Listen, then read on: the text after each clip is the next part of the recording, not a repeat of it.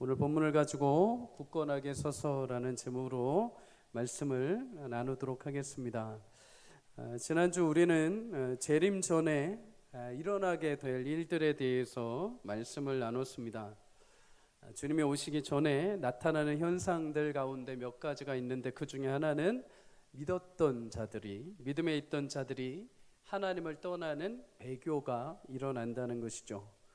또 하나는 대적하는 자, 곧 적그리스도가 일어나서 불법의 비밀한 일들을 행하는 것을 볼 수 있었습니다. 그런데 그런 불법의 일들이 비밀리에 진행되고 있지만 하나님은 주님의 때까지 그 모든 불의한 일들을 억누르시고 제어하시고 하나님의 섭리 가운데 그것에 대해서 역사를 막으신다라고 말씀을 했습니다. 그 귀한 역사, 제동을 걸고 하나님이 제어하시는데 귀하게 쓰임을 받는 곳이 바로 교회라고 말씀을 드렸죠. 사랑하는 여러분, 불의한 비밀한 일들이 가득한 이 시대지만 하나님이 그 일들을 방관하지 않으시고 제어하시고 또 관할하고 계심을 믿으시기를 주의 이름으로 축복합니다. 특별히 그 위대한 섭리 가운데 우리 교회가 하나님께서 귀하게 사용하셔서 어두운 이 시대 가운데 빛을 밝히 드러내고 또 하나님 불의한 일들 속에서도 우리 교회를 통해 제어하시고 하나님이 관할하시고 역사하시는 축복이 우리 온 교회 가운데 임하기를 주의 이름으로 간절히 축복합니다. 오늘은 불법의 비밀한 일들이 현실 가운데 이렇게 있음에도 믿음을 지키는 성도들에 대한 권면이 담겨 있는 것을 볼 수 있습니다. 오늘 13절을 함께 읽도록 하겠습니다. 시작. 주께서 사랑하시는 형제들아, 우리가 항상 너희에 관하여 마땅히 하나님께 감사할 것은 하나님이 처음부터 너희를 택하사 성령의 거룩하게 하심과 진리를 믿음으로 구원을 받게 하심이라. 아멘. 바울이 데살로니가 전서와 후서에 교인들을 향해서 공통적으로 사용하는 단어가 있는데 형제들아라는 단어입니다. 형제들아, 주 안에서 형제들. 그런데 오늘 본문에서 특별하게 그 앞에 수식어를 하나 더 넣습니다. 그게 무엇이냐면 주께서 사랑하시는 형제들아 이렇게 말하는 것이죠. 다른 번역본을 보면 주로 인해, 주님으로 인해서 사랑받고 있는 형제들아 이렇게 말하는 것입니다. 여러분, 주님의 사랑이 여러분과 함께 하심을 믿으시기를 축복합니다.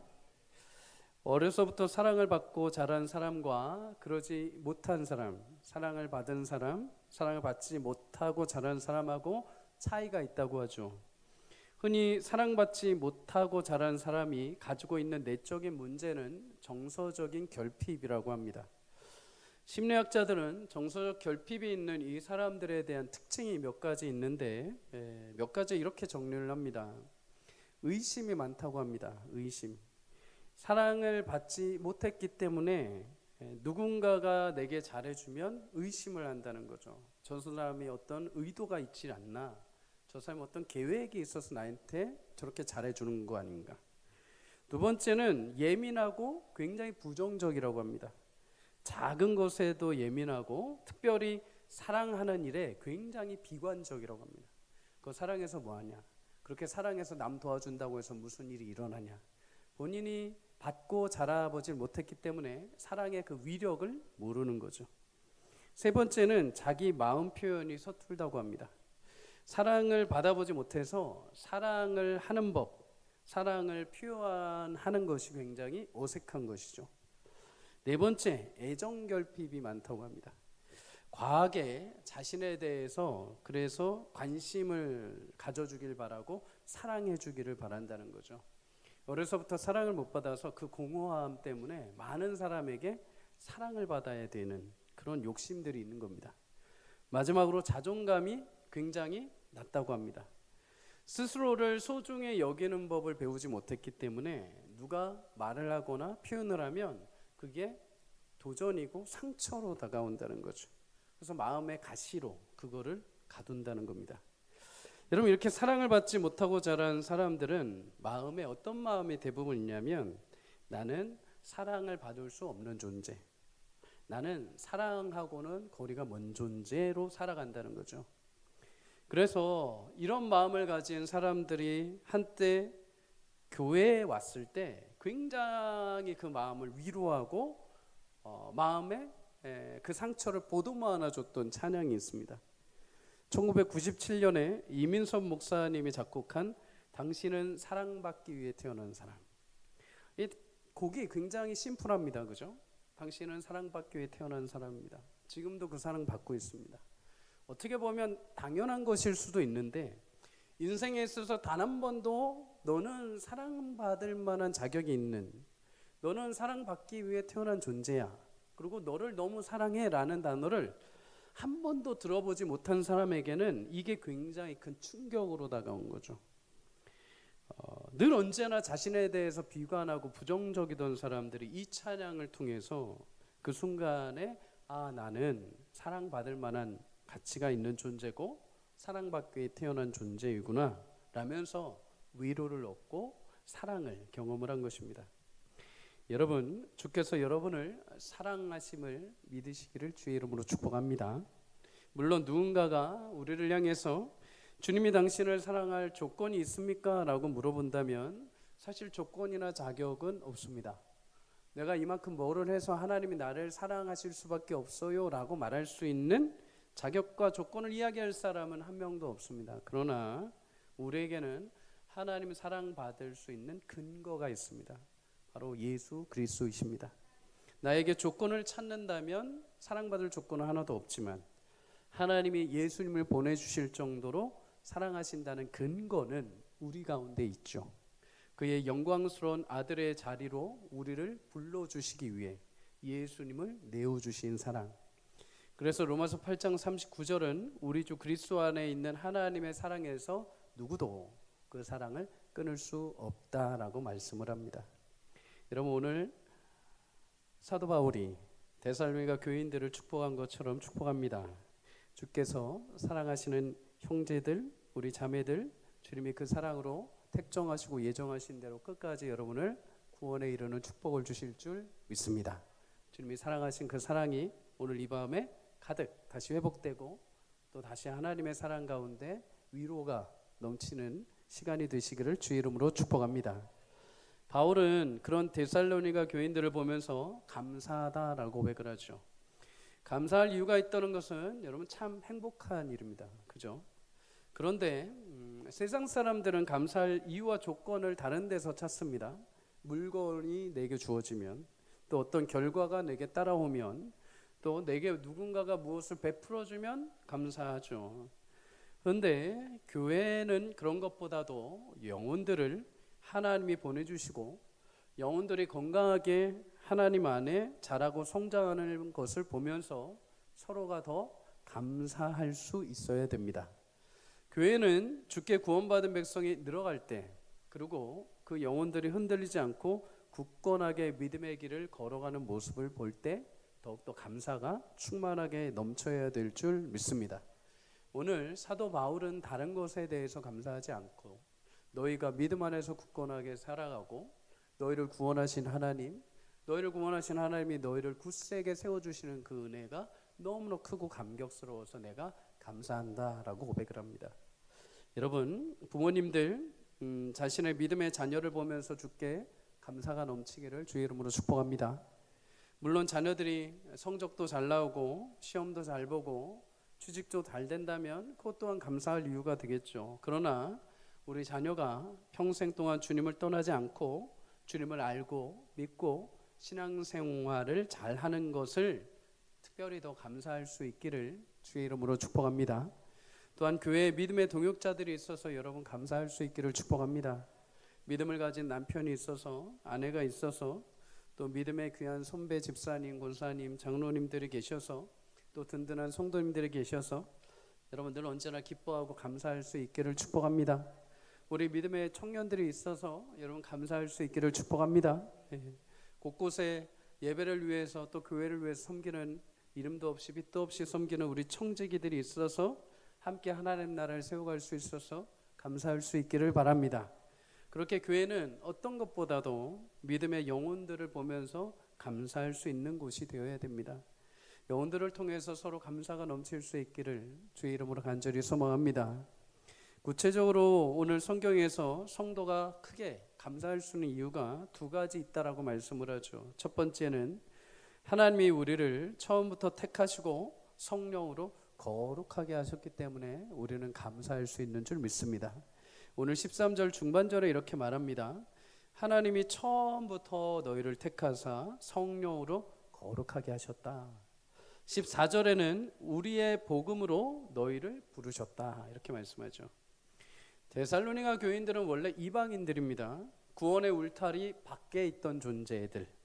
그러나 지난주 말씀을 나눈 것처럼 이들 역시도 그대로 살다 보면은 불법을 행한 자들과 같이 미혹의 역사 가운데 마지막 날에 주님의 심판대 앞에 서야 될 존재들이었습니다. 그러나 하나님이 이들을 택하시고 성령의 거룩하게 하심으로 구원을 얻게 하셨다라고 말씀을 합니다. 특별히 언제부턴가 처음부터 택하셨다라고 말합니다. 처음부터.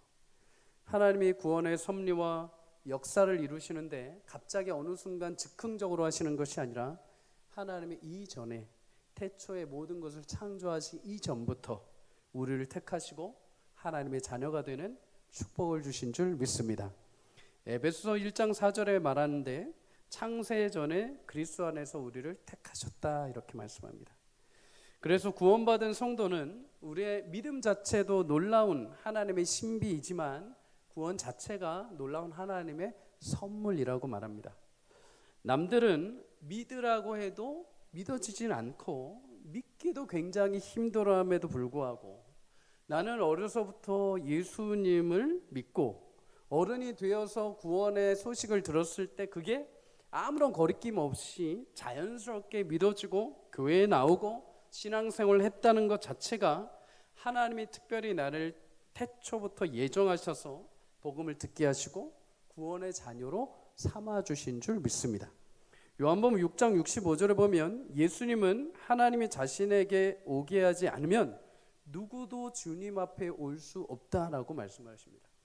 자기 스스로 인간이 계획을 하고 내가 작정을 해서 내가 하나님 앞에 나가야지 하고 오는 사람이 단 한 명도 없다는 겁니다.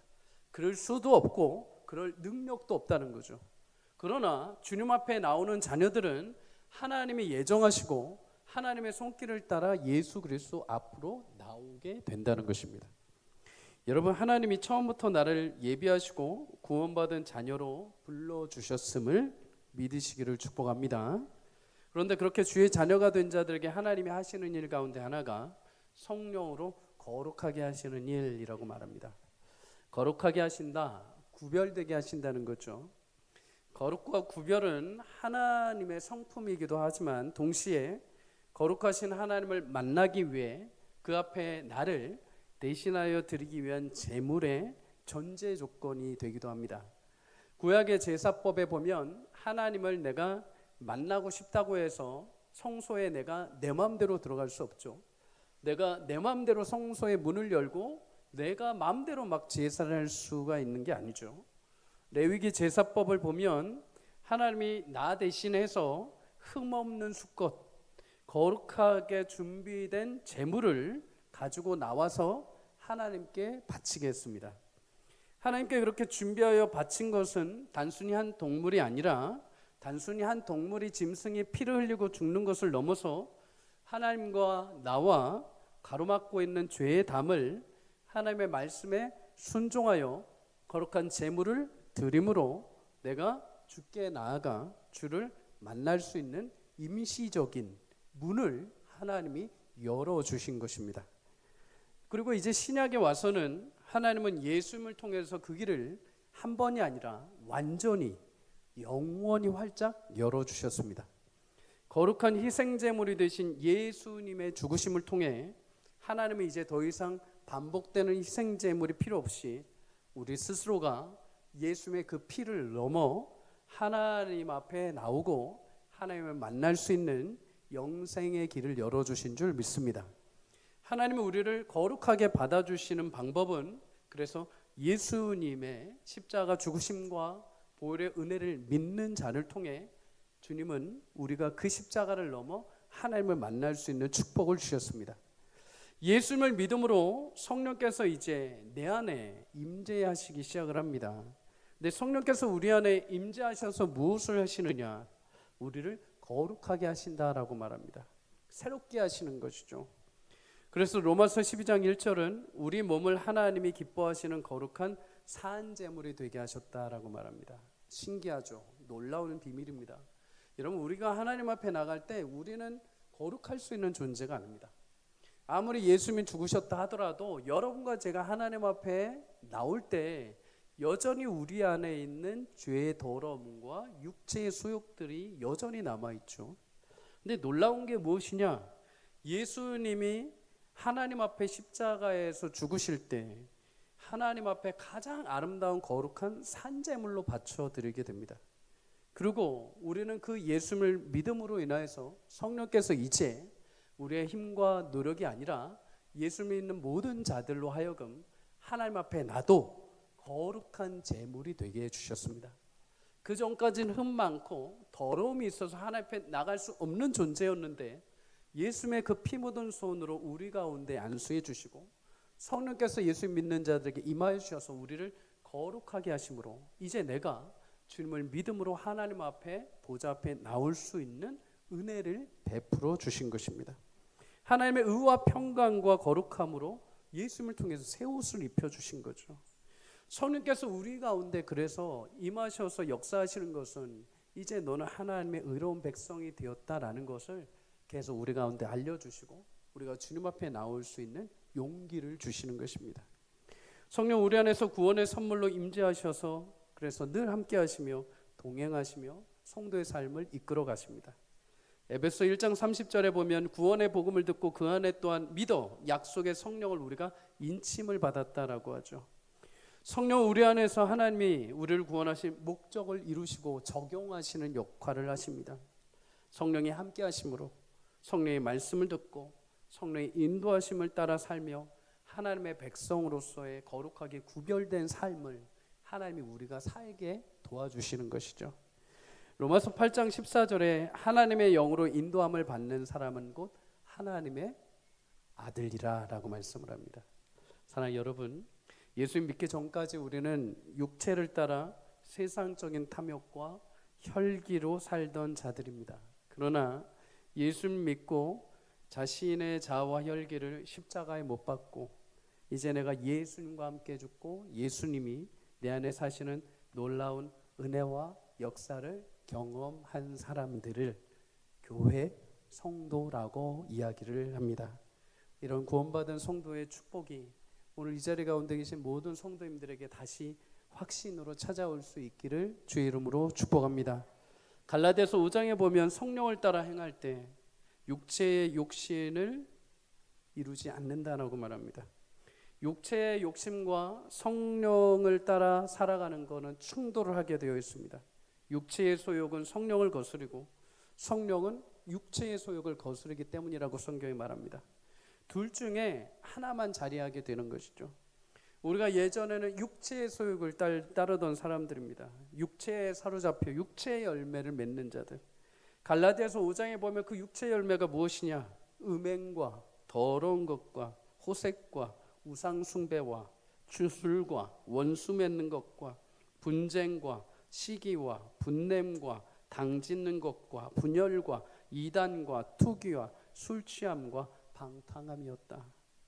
이러한 자들을 하나님은 하나님 나라의 유업의 거룩한 자녀들이 되게 하시기 위해 예수를 믿고 성령을 우리 가운데 베풀어 주신 줄 믿습니다. 그리고 이제 성령을 따라 살아가는 자들에게 하나님 성령의 열매를 거두게 하셨죠. 갈라디아서 5장 22절 24절은 이렇게 말씀하죠. 함께 읽습니다. 시작. 오직 성령의 열매는 사랑과 희락과 화평, 오래 참음, 자비와 양선과 충성과 온유와 절제니 이 같은 것을 금지할 법이 없느니라. 그리스도 예수의 사람들은 육체와 함께 그 정욕과 탐심을 십자가에 못 박았느니라. 아멘.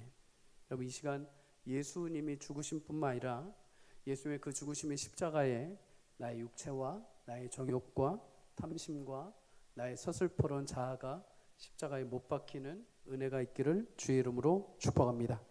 그때 성령이 내 안에 임하시고 거룩하게 운행하시며 역사하셔서 나로 하여금 예수의 십자가 앞에 내가 죽고 내 안에 부활의 예수님이 사시는 놀라운 은혜를 그때부터 경험하기 시작을 할 것입니다.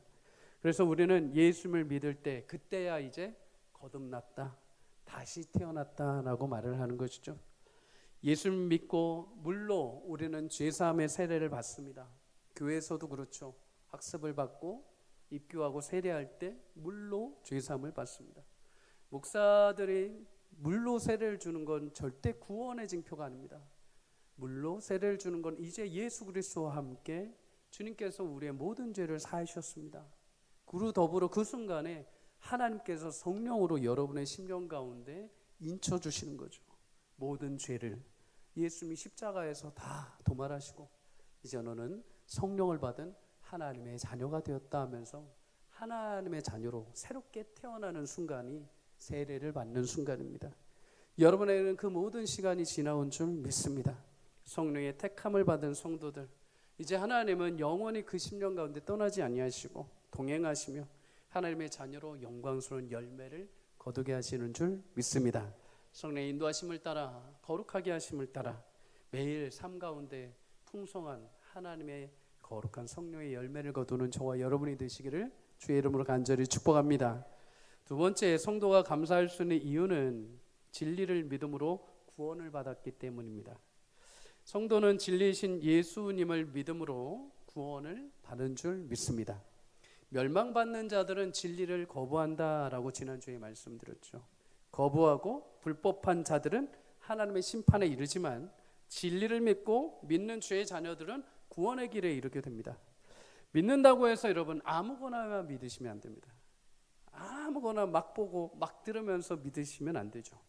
참된 진리인 길이요 진리이신 생명이신 예수님을 듣고 믿어야 될 줄 믿습니다. 예수님을 우린 믿어야 되죠. 예수님을 믿는 것은 예수님이 나를 위해 하나님이 보내신 독생자요, 그분이 나의 죄를 위해 대속하시고 죽으시고 부활하신 구원자이심을 믿는 것입니다. 최근 뉴스를 보면 이단들에 대한 이야기가 많이 나오고 있습니다. 그리고 어떤 이단 단체는 이제 해산에 대한 이야기까지 막 나오고 있죠. 그런데 이런 단체들이, 여러분 이런 이단들이 처음에는 막 사람들이 늘어나는 것 같고 교회에 위협이 되는 것 같고 하다가 종국에는 이렇게 막 흔들리는 이유가 무엇일까요? 그 안에는 진리가 없기 때문입니다. 참된 것이 없기 때문이죠. 진리를 포장한 거짓으로 세워진 단체들이 이단이죠. 그런데 이런 단체가 흔들림으로 인해서 피해받는 사람들이 있습니다. 누군가 그 이단의 단체 아래에서 태어나고 자란 2세들입니다. 2세들. 교회가 신앙의 2세대, 3세대가 있는 것처럼 이제 이단들도 시간이 많이 지나다 보니 이단 2세, 3세들이 막 태어나고 있습니다. 여러분 이단 2세들 진리에 대한 분별보다는 아버지, 어머니, 부모님을 통해서 어려서부터 그곳이 진리인 것인지를 믿고 평생을 자라온 사람들입니다. 그런데 시간이 지나고 어른이 되어 보니 막상 그 안에 들여다보니 진리라고 할 수 있는 것이 모두 거짓이고 비참한 내용들이 가득한 것이죠. 그렇다고 해서 그곳을 또 나오기도 쉽지 않습니다. 이단 2세와 인터뷰한 내용을 이렇게 착 보면서 마음이 참 씁쓸했습니다. 그 청년들은 당장 그곳을 나오고 싶어도 나오기가 어렵다는 거죠. 그 이유가 무엇인가? 지금 내가 당장 여기를 나오게 되면 어린 시절부터 부모님과 친구들과 함께했던 그 모든 신앙의 이곳이 하나님 나라고 이곳이 진리라고 여겼던 것들이 모두 부정당하기 때문입니다. 그 수십 년의 시간들이 모두 물거품이 되는 거죠. 여러분 사람들은 내가 명확한 목적, 이게 진리라고 한다면 거기에 목숨을 겁니다. 내가 이게 맞다라고 한다면 여기에 힘을 다해서 살아가는 거죠. 근데 그들은 한평생 동안에 그 교주가 예수요, 그들만이 하나님 나라인 것을 믿고 살아왔는데 그걸 이제 와서 돌이키려고 하니까 그 시간들과 그 에너지와 그 함께 했던 모든 것들이 부정당하는 것처럼 너무나 힘든 겁니다. 그러니까 나오기가 쉽지 않은 것이죠. 진린 것처럼 찬양하고 진린 것처럼 예배했던 그곳이 천국이 아니라 가짜였다라는 그 순간에 그 자괴감과 영적인 깨어짐은 이루 말할 수 없을 것입니다. 그 장면을 보면서 한편으로는 굉장히 아쉽고 한탄이 들었으면서 동시에 우리 삶을 보고 우리 자녀들을 보았을 때 하나님이 진리 위에 말씀이 들리게 하시고 진리를 믿게 하시고 하나님의 자녀가 되게 하셨다는 것이 정말 이거는 하나님의 큰 은혜요 선물이라는 것을 다시 한번 발견하게 됩니다. 요한복음 1장 17절은 말합니다. 은혜와 진리는 예수 그리스도로 말미암아 온 것이라. 어려서부터 예수님을 통해 주의 진리를 듣게 하시고 그 진리를 믿음으로 구원을 받았으니 여러분 이것이 얼마나 큰 축복이고 얼마나 큰 은혜인가요? 여러분 구원은 예수님을 통해 진리를 내게 듣게 하시고 마음에 믿게 하신 성령의 귀한 은혜요 하나님의 선물임을 늘 기억할 수 있기를 주의 이름으로 축복합니다. 그런데 여러분 그 진리를 믿고 구원을 받았는데 누가 전해 주었냐? 14절에 보면 우리의 복음으로 너희를 부르셨다라고 말합니다. 바울과 일행이 전한 복음을 통해 듣고 믿어 구원을 얻게 하셨다라는 거죠. 굉장하죠. 여러분 영혼이 구원받는 소식입니다. 영혼이 죄악되어 있던 영생을 받지 못하는 자들이 처절하게 하나님 앞에 심판을 받아야 되는데 그런데 이 소식 하나를 듣고 믿으면 구원에 이르는 인생이 완전히 역전되는 놀라운 소식인데 그런데 여러분 전하는 자들이 어떨까요? 그러면 이 복음의 가치가 영광스러운데 전하는 자들도 화려하게 옷 입고 멋지게 세상적으로 군주들이 가서 어명이다 이건 반드시 들어야 된다 라고 할 정도의 사람들이 가서 전해야 그 복음에 합당한 가치가 있지 않겠습니까? 그런데 오늘 성경에 보면 우리가 전한 복음 우리가 누굽니까? 사도 바울 힘없고 연약한 전도자들 여기저기서 핍박받고 여기저기서 고난받은 사람들이 입술로 전한 그 작은 복음을 통하여 하나님의 놀라운 영광의 구원의 생명을 허락해 주신 줄 믿습니다. 여러분 지금은 그 작은 입술의 역할을 누가 하느냐? 교회가 하고 있죠. 교회.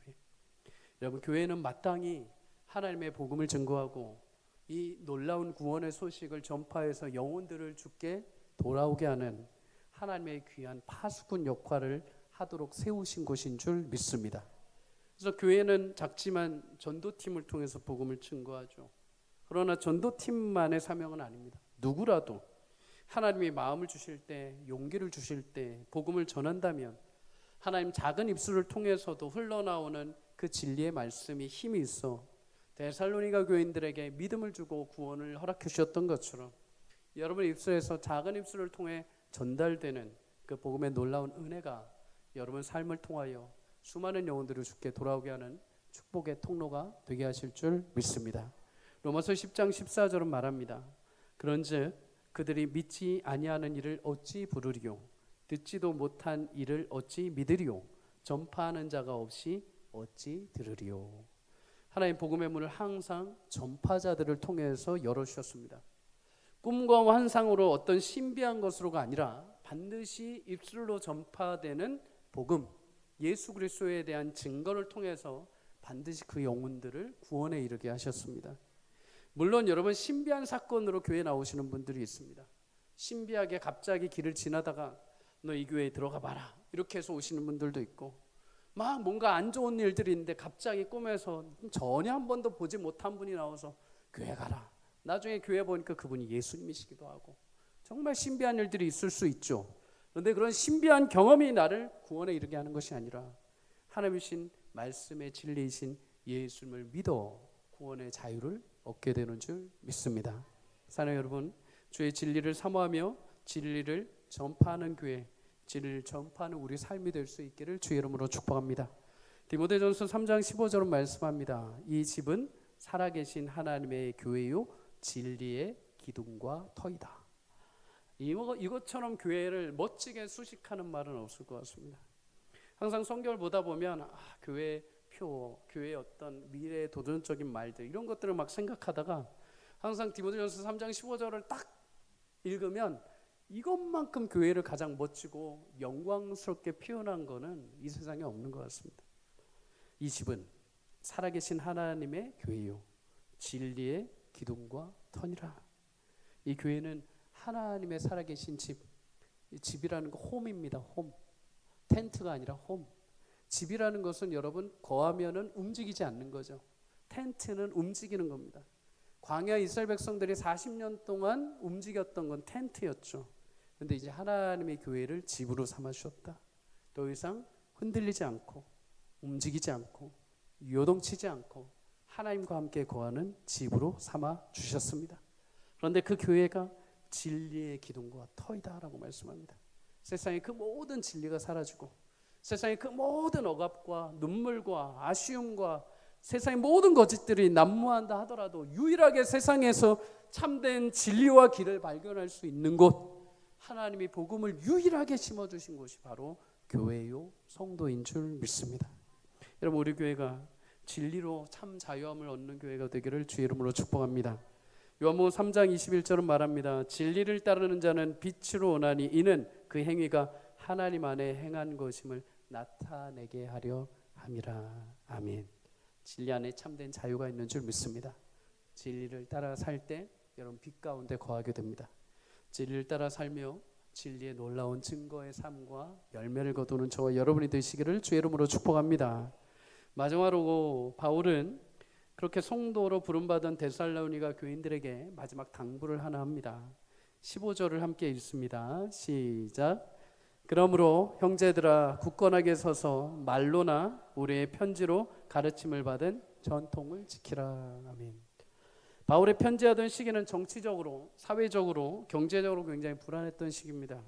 예루살렘은 로마 총독과 갈등이 있었고 로마의 지배를 통하여서 세금에 대한 압박, 민중들의 분노, 그다음에 폭동, 폭력들이 난무했습니다.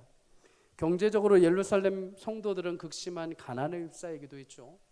또한 데살로니가 교회도 역시 로마 제국의 행정 중심지로 황제 숭배 사상이 가득했고 유대인 회당에는 회박해가 가득했습니다.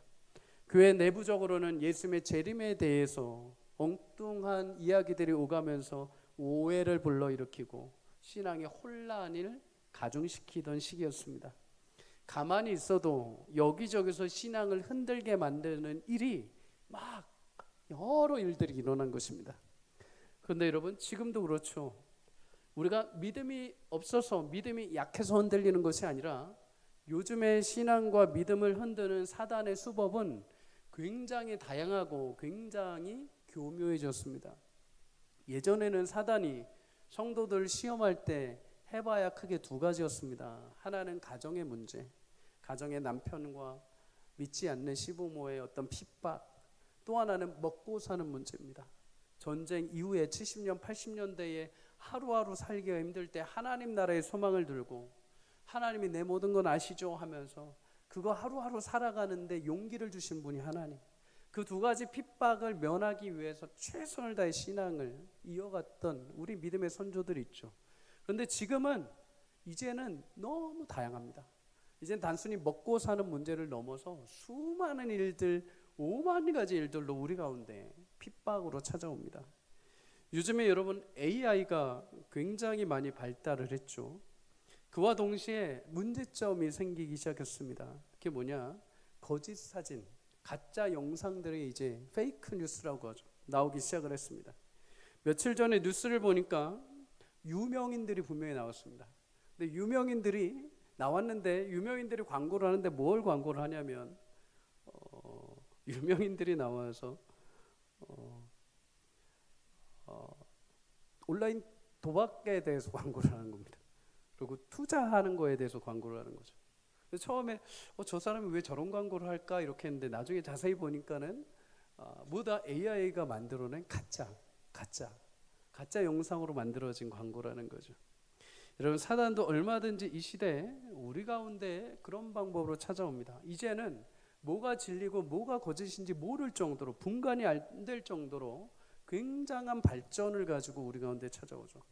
그래서 우리는 때로는 통계학적으로, 인문학적으로, 때로는 우리가 가지고 있는 상식과 어떤 효용성을 가지고 찾아옵니다. 아, 이건 이러니까 안 되고 저건 저러니까 안 되고 하면서 여러 가지 생각과 여러 가지 환경으로 우리 가운데 찾아와서 믿음을 흔들고 믿음의 신앙을 무너뜨릴 때가 있다는 거죠. 그런데 그래서 오늘 성경에 우리 가운데 뭐라고 하는가? 굳건하게 서서 말로나 우리 편지로 가르침을 받은 전통을 꼭 지켜라 라고 말합니다. 여러분, 지킨다는 것은 붙잡는다라는 의미가 있습니다. 배가 출렁일 때, 비행기가 요동칠 때 우리는 무엇인가를 붙잡게 되어 있죠.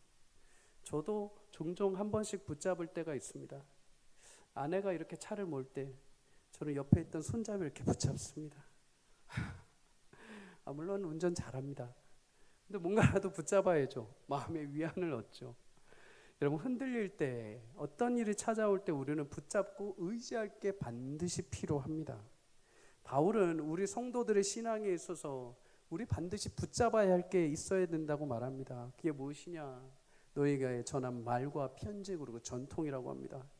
여기서 전통이라는 것은 여러분 과거부터 전해져 온 어떤 관습이 아닙니다. 원어적 의미로 보면 사도들이 입술을 통해, 구전을 통해 전해준 말씀, 그 당시에는 필기하기가 어려우니까 들었던 말씀들, 외웠던 말씀들을 똑같이 다른 지역에 가서 그 말씀을 그대로 선포하는 그 구전으로 나온 것이죠. 교회에게 교회를, 또 교회에게 복음을 그렇게 구전으로 전했던 하나님의 말씀들. 그러면 여러분, 사도들은 그 구전들을, 그 말씀들을 어디에서 받았을까? 고린도전서 11장 23절에 바울이 말합니다. 내가 너에게 전한 것은 주께 받은 것이라. 주님이 흔들리지 말라고 주신 전통, 그 말씀을 붙들고 두려워하지 말고 주님 오시는 날까지 포기하지 말고 주의 길을 함께 걸어가자는 것입니다. 오늘 16절에서 17절에 이렇게 말합니다. 우리 주 예수 그리스도와 우리를 사랑하시고 영원한 위로와 좋은 소망을 은혜로 주신 하나님, 우리 아버지께서 너희 마음을 위로하시고 모든 선한 일과 말에 굳건하게 하시기를 원하노라. 아멘. 여러분, 주의 말씀을 붙들 때 하나님이 여러분을 굳건하게 붙잡아 주시는 축복을 주실 줄 믿습니다. 때로 믿음의 길을 걷다가 애정결핍에 빠져 마음이 메마르기도 합니다. 마음이 쩍쩍 갈라지기도 하죠. 그런데 그럴 때마다 주의 진리가, 주의 사랑의 은혜 담비로 여러분의 메마른 땅을 아주 풍요로운 땅으로 채워주시는 축복을 주실 줄 믿습니다. 믿음의 길을 걸 때 때로는 상하고 낙심된 일이 찾아오기도 합니다. 그때마다 여러분 뭐가 필요할까요? 여러분, 낙심된 사람에게는 정답이 필요하지 않습니다. 마음이 무너진 사람에게는 이거 뭔가 이래서 의미가 있어, 이게 필요하지 않습니다. 낙심된 사람에게는 위로가 필요합니다. 위로가. 그래서 성도님들, 무너지고 깨어지고 힘들어하는 사람한테 가서 정답 얘기하려고 하지 마십시오. 그냥 가셔서 힘들지, 밥 먹자, 힘들지, 이거 먹어봐, 맛있어 하면서 위로해 주시기를 바랍니다. 근데 여러분, 이 위로가 누구에게 필요한지 아십니까? 모든 이들에게 필요합니다. 장로님들이라고 해서, 권사님들이라고 해서, 신앙을 50년간 이어오신 분이라고 위로가 안 필요하지 않습니다. 모든 이들이 다 위로가 필요합니다. 근데 그 위로를 누가 채워주신다고 합니까? 위로의 하나님 말씀을 붙드는 자들에게 그 위로의 은혜를 베풀어 주시는 줄 믿습니다. 마지막으로 여러분, 하나님의 진리 가운데 살 때 낙심되어 앞이 보이지 않는 일들이 얼마나 많습니까? 그런데 그때마다 우리에게 필요한 것은 소망이죠. 소망. 지금 내가 걸어가는 이 길이 정말 터널이 맞을까? 동굴 아닐까? 외통수길 아닐까? 여러분, 반드시 주의 편에 서시기를 축복합니다. 항상 주의 편에 서십시오. 언제라도 주의 편에, 어떤 환경이 와도, 어떤 상황이 와도, 내가 계속 걸어가는데 앞이 계속해서 빛이 안 나온다 하더라도 그래도 하나님 내 편이시고, 그래도 하나님 나를 포기하지 아니하시고, 그래도 하나님 항상 신실하시고, 항상 하나님 오르신 분, 하나님 절대 실수하지 아니하시는 하나님 반드시 이 길 끝에 뚫리고 터널이 되게 하시는 축복을 주실 줄 믿습니다. 하나님 편에 서십시오. 하나님 반드시 소망 진리를 주시는 분이십니다. 고린도전서 15장 58절을 함께 읽습니다. 시작. 그러므로 내 사랑하는 형제들아, 견실하며 흔들리지 말고 항상 주의 일에 더욱 힘쓰는 자들이 되라. 이는 너희 수고가 주 안에서 헛되지 않은 줄 알미라. 아멘. 아까 말씀드렸죠. 여러분, 이단에 있던 2세대 3세대들은 나올 수가 없습니다. 왜요? 그게 헛되다라고 인정받는 게 너무 힘든 것입니다. 네, 여러분 사랑하는 성도님들, 우리의 수고와 우리 한평생 주님 안에 살아온 인생을 하나님은 헛되지 않게 하십니다. 반드시 거기에 구원의 역사와 굳건하게 하시는 위로와 사랑과 소망을 베풀어 주셔서 주님 오시는 그날 영광스러운 그 은혜에 합당한 귀한 영광을 맛보게 하시는 축복을 우리 하나님 베풀어 주실 것입니다. 그 믿음의 소망을 품고 여러분 굳건하게 서서 걸어가십시오. 흔들지 마시고 굳건하게. 오늘 믿었던 하나님 내일 흔들리실 분 아닙니다. 내가 어제 믿었던 하나님, 과거에 내가 20년 전에 만났던 하나님, 오늘 달라지셔서 내 인생을 흐트러 버리시는 분 아니십니다.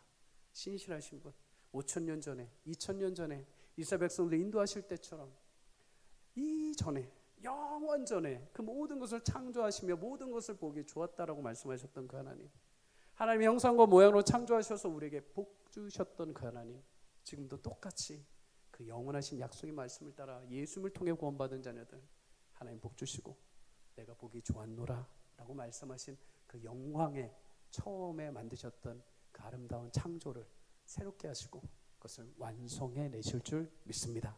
그 하나님 안에서 굳건하게 서서 우리 모두 주님 안에 담대하게 주의 길을 걸어가는 축복이 우리에게 있기를 주의 이름으로 간절히 소망합니다.